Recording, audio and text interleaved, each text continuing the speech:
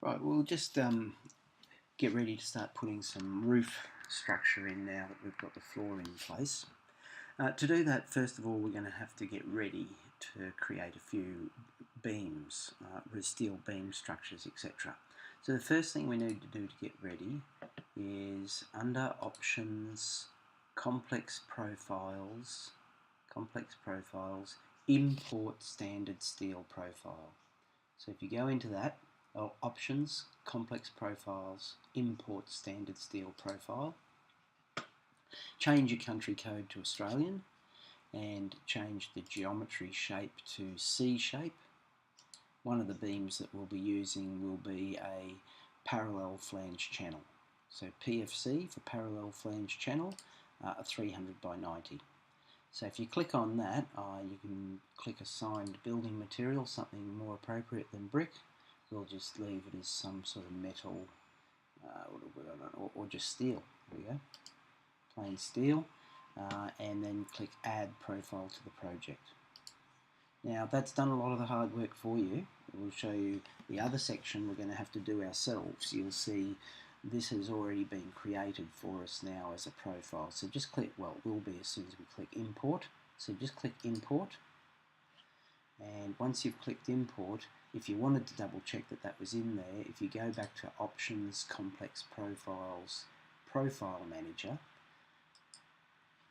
Now under Profile Manager, these are all the 2D shapes that can be used for all sorts of ArchiCAD elements. And if you click choose custom profile, choose profile and click there, we should have now our PFC 300 by 90. Now open that one up just temporarily for us, click on that and click edit profile. Now when you've clicked edit profile, it opens up that profile in an editor like this, and you can zoom around and you could make changes to this, but we'll leave it just as it is. But the one thing that I will do is you can use it with walls, beams and columns. Now by default, I just wanted to show you this, so by default it's been set to use with beams and columns, and that's probably appropriate if we just leave it set like that. You then want to use it as a wall. So if you close this editor down now, that'll close the profile manager down. We haven't made any changes to it. But getting ready for, and we can close the profile manager, but we need to get ready for one that's a little bit more complex than that. We'll load up another complex profile to be used for a beam shape. These ones is not preloaded, or they don't have a little tool in ArchiCAD to preload these for us. For example, last time we went to Options, Complex Profiles, Import Standard Steel Profiles, and that sets up the Profile Manager shape for the steel profile for us.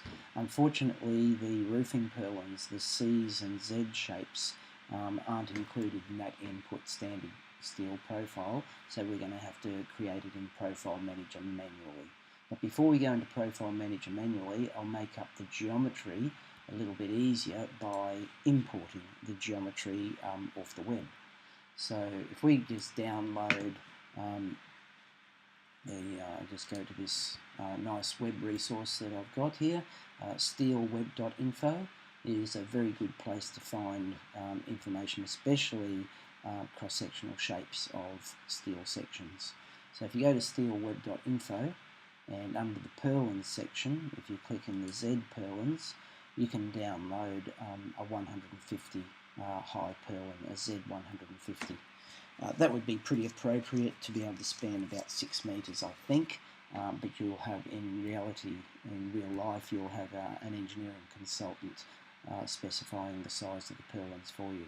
But if you go to that file there, you can see how you can download a 2D DWG file, and that downloads it for you into your downloads. I've got a couple of copies of that there, but I just know where that is now. I've put that into it's down in my downloads folder. So what we can do from there is we can start bringing it into ArchiCAD. We've downloaded it, and we can bring that file into ArchiCAD. But to make it a little bit easier to bring it into ArchiCAD, we might work in a worksheet. So if you right click on that worksheet and create a new independent worksheet, I've already created one called WO2 Steel Sections. So right click, new independent worksheet, and call it WO2 steel sections. So you should have then WO2 steel sections showing up on your screen. So what I'm going to do there now is I'm going to import that Z150 file that we just downloaded. So if you go File, External Content, Place External Drawing, and then if you browse for your folder where you saved that Z150 file to, I've got mine here, and then click Open. Now it wants to then know whether the drawing units were set up in millimetres or metres, etc. Anything you download from the steelweb.info site, one drawing unit will be 1 millimetre. So we leave it as 1 millimetre there and click Place, and then you can place that file, and you've got the shape of a Z150. So you don't have to go and work out the shapes and draw it yourself. Now that's been, as you can see, if I click on it, it's one whole object that's been brought in. So to be able to use that effectively, we want to explode that. So if you click onto it, right click and click Explode into Current View, that'll then, and if that just looks alright. You probably don't want to keep original elements after exploding, so if you've got that checked, uncheck it. And use Drawings Layer, that'll be fine, and click OK. So there's the shape that you want to work with, and that's probably a polyline at the moment. Yes, it is. I think the Profile Manager uses fills. So what I'll do is I'll trace a fill over the top of this polyline. So if we go into the Fill tool, I'm not too sure that I need to change any of the layers. We can just leave it whatever we want up there. But what you'll probably want to do is, if it's set to show area text, turn that off because you won't want the area text there. And if you come over near the drawing we've got on the screen, press and hold the space bar on your keyboard, and your cursor turns into a magic wand. And just touch the magic wand on one of those lines and click, and that will have added a fill. You've been in the Fill tool. Rather than trace over all those lines, you can use the space bar to get the magic wand. So after you've clicked, you can escape and then hover over there again and see, yes, in fact, you have created a fill. So we'll come back to this WO2 steel sections whenever we want to add any more steel section information into the drawing. But for now, just take a copy of that fill, select it, and then either edit copy to clipboard, so edit copy, or Control-C, so you've got a copy of that in your clipboard.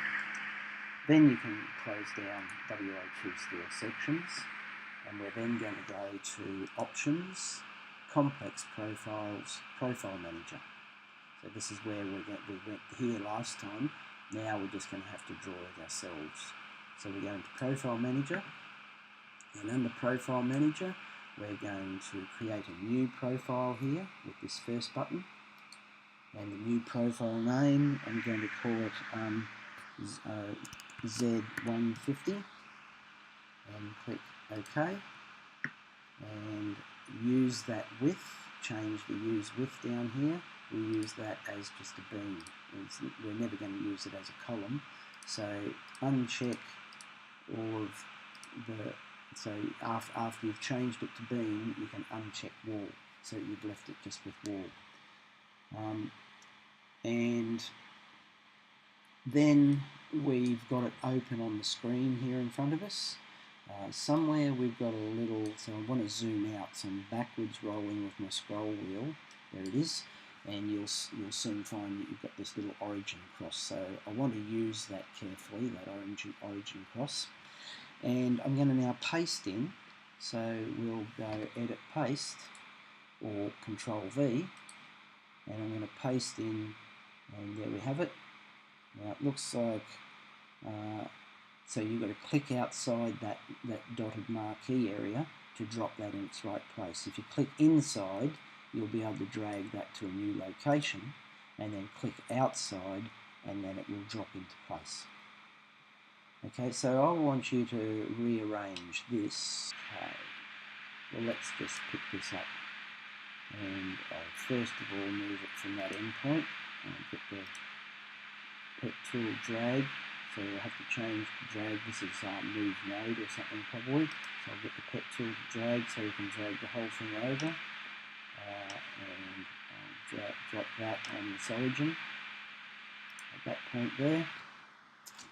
And then I'm going to move it over again the second time, so I'll move it from this point, but I'll move it until I get a blue circle there, so I can drop down, get rid of the pet tool, so I can drop it down to there, so I get those guidelines there. So the aim was, I want the origin set up to, I think, something like that. Okay, so when we've done that, we're ready to click Store Profile, and that will save that away as a profile that can be used in Beams.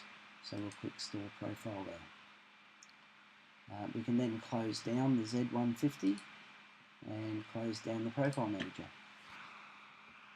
Okay, so it's time now to place some of those beams into position. So I'm going to go to level 1. So I'll drop this down and double click on first floor. And in the first floor plan, I've got a trace showing up, so I can see the trace of the floor level below, so ground floor. Even though we're on first floor, trace will be one of these items up here. Is it that one there, I think? Yep, so there's the trace. So if you can see, if you click on that button there, it turns the trace off and you can't see what's on the ground floor. So if you click that button, it turns the trace back on. If you drop down the arrow next to the trace, you can choose what level is your trace, and ground floor is appropriate for us to see at the moment. So the command sequence that I'm going to go through now is I'm going to go into a beam tool. So we've got a beam tool through here. Now I'll have to go into the setup of the beam, I think. It looks like the structure. No, okay, no, that's all we need to do. Okay, so beams, let's have a look what other beams we've got. Beams, footings, beams, exterior. They're going to be beams interior, I think, so we'll change them to be beams interior for the layer. The geometry method, we'll leave it just as a single line, I think, at the moment. Change the structure to the complex profile one here, and then you can pick your profile that you want to use. So the ones that we've loaded up already have been the PFC 390, so we'll do that one first. Click on that one first, and it's going to be placed at first floor with its origin. Well, we'll just leave it as that, no rotation at the moment. So we'll just leave everything set standard from there, and what I want you to do is we'll put one of them in this second tenancy first, and then we can edit it and get it right in the section view that's looking at that second tenancy, and then we can move them around. So look, just place one maybe from this wall anywhere here for the moment and stretch it out in this direction till it touches that wall, and that's placed that beam.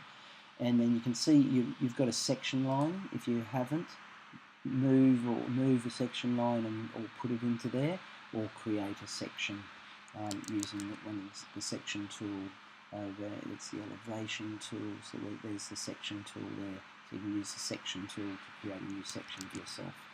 And if I hover over that section, I can see its ID is section 01, S01. So in my pop-up navigator, I can now drop that down and double click on S01. And I've then opened up the section view, and there's the parallel flange channel that we've just created. Now I want that parallel flange channel to sit on top of this curtain wall, and it's going to be what we'll use to attach that curtain wall to structurally at the top. So the first thing I'm going to do is it needs to flip over the other way. Sometimes there's a button up the top here which will allow you to flip things like that, but it's not.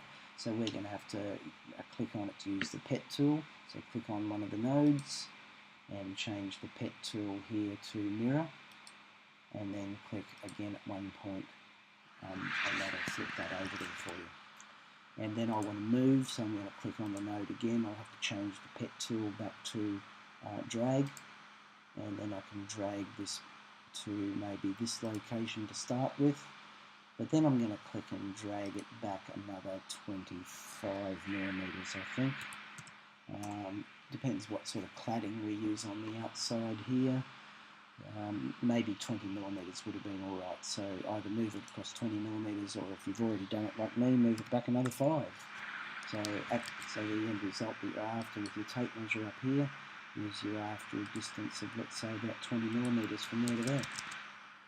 That'll give us enough opportunity. We're going to build a wall on top of that beam, and you'll have some wall cladding sitting over the top of that wall, and then we'll have a little bit of flashing coming down over here to sort of tidy up that little joint. So that'll give us enough room to bring the cladding and do some flashing on that face there. So you've then, we'll just go into 3D now, so you've then placed your first beam element, which is in position selected just there. If I just turn the orbit tool on, orbit around, sometimes turning the orbit tool on turns off all the hard outlines on the geometry, so you can get to visualise it a little bit better for the moment. And then you can turn the orbit tool off down the bottom here. And some of that line work then shows back up again. So that's the first result we've got there. Next result, the next one, we're going to go back into probably the first floor plan again. And this time we're going to add another beam. Now this beam is going to be still on the first floor. Everything will still be the same, except we'll change the structure to the Z150 that we've got. And I'm going to get you to place a Z150 somewhere just inside here for the moment. So place that Z150 in there, and then when we open up our section tool,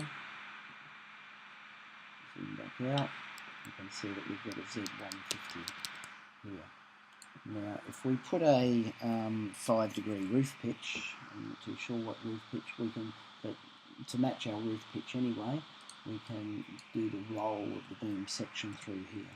So if you did a 5-degree in there, you can see you've now got your purlin lining up on a 5-degree roof pitch. We can have a think about what point it's actually going to pitch from in a second. But they're basically, and we'll in a moment, probably in the next video, we're going to manoeuvre these beams around into the right location so that they can be used to support the roof structure. But that's just our starting position for the moment. Okay, so I'm just going to stop the video at that point, and we'll pick up with the next one. We'll probably do a fascia purlin, load up a fascia purlin in the profile editor next.